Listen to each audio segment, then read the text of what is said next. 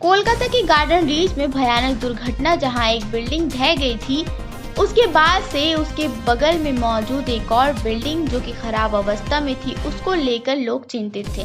लेकिन आपको बता दूं, 18 परिवारों को झुकी हुई उस इमारत से बाहर निकाला गया और कम्युनिटी हॉल में नए एसी घरों में शिफ्ट किया गया। आप देख रहे हैं द लोकल जर्नलिस्ट। तो आपको बता दूं, गार्डन रीच के रामनगर में एक 5 मंजिला कम्युनिटी हॉल को 18 परिवारों के लिए एक कमरे के एसी घरों में बदल दिया गया है। पिछले मंगलवार को केएमसी ने उस इमारत के बगल के 5 मंजिला इमारत को गिराना शुरू कर दिया था, जो 2 सप्ताह पहले ढह गई थी, जिसमें 12 लोगों की मौत हो गई थी।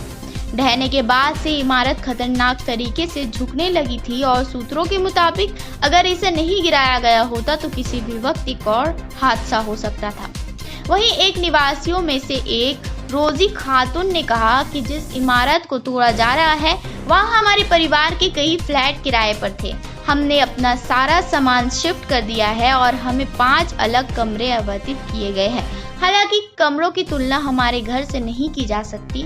हम समझ सकते हैं कि ये हमारी सुरक्षा के लिए किया जा रहा है, इसलिए हम फिलहाल यहीं रुकेंगे।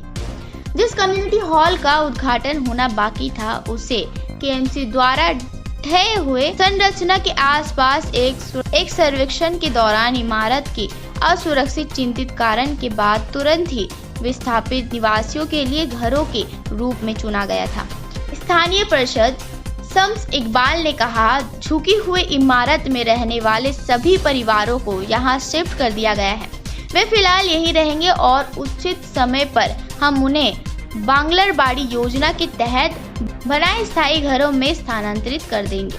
कम्युनिटी हॉल में 24 घंटे सुरक्षा गार्ड रहते हैं और विभिन्न मंजिलों तक पहुंचने के लिए लिफ्ट भी है। प्रत्येक मंजिल पर 4 कमरे बनाए गए हैं। एक खिड़की, एक स्प्लिट एसी के लिए जगह छोड़ी गई है।